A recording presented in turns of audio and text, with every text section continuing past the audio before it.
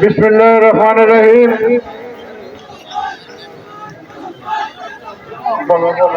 মিছিলের আগমন, শুভেচ্ছা, স্বাগতম।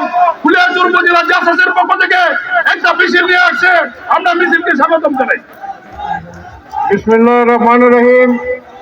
আজকের এই সভার সভাপতি প্রধান অতিথি জননেতা জনাব শরীফুল আলম, বিশেষ অতিথি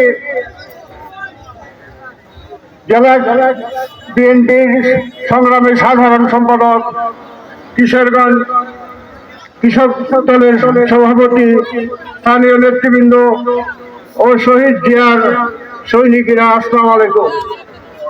দীর্ঘদিন পর আমরা একসাথে হয়েছি, আল্লাহর কাছে শুকরিয়া আদায় করি।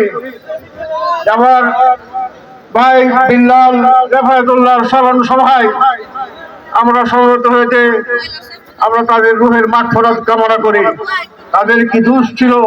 একটা ইউনিয়ন কমিটির মিছিল হাইওয়েতে গিয়েছিল, সেখানে পুলিশের গুলিতে আমার ওই দুই ভাই নিহত। শরীফুল আলম এই মামলার 1 নম্বর আসামি। কি দুনিয়াতে আমরা বাস করি!